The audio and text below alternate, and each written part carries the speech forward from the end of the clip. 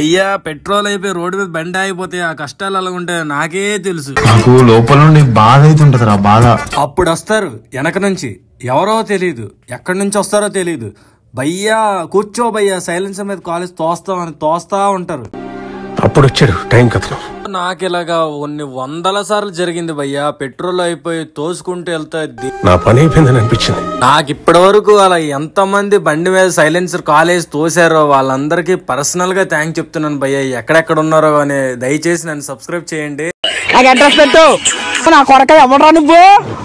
నాకు అద్దెకి అడ్రస్ పెట్టాలి నువ్వు. అప్పటి నుంచి ఫుల్ ట్యాంక్ కొట్టి ఒక వాటర్ బాటిల్లో ఫుల్ చేసుకుని కూడా పెట్టుకునేవాడిని ట్యాంక్ లోనే సేఫ్ సైడ్.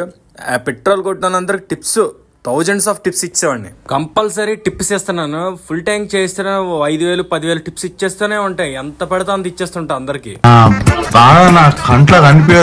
అప్పటి నుంచి కంపల్సరీ ఒక 1 లీటర్ స్పేర్ గా బాటిల్ తో నింపుకొని ట్యాంక్ కవర్ లో సేఫ్టీలో పెట్టించుకుంటూనే ఉన్నాను. పెట్టుకుంటున్నాను కానీ అప్పటికే అయిపోతుంది.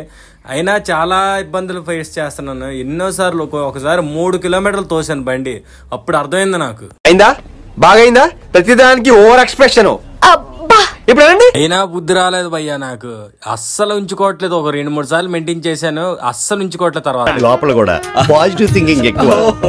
కానీ ప్రతిసారి మన రోజు కాదు, ప్రతిరోజు మన రోజు అవ్వదు. సో దయచేసి సేఫ్ సైడ్ పెట్టుకోండి. ఒక 1/2 లీటర్ అయిన బాటిల్లో.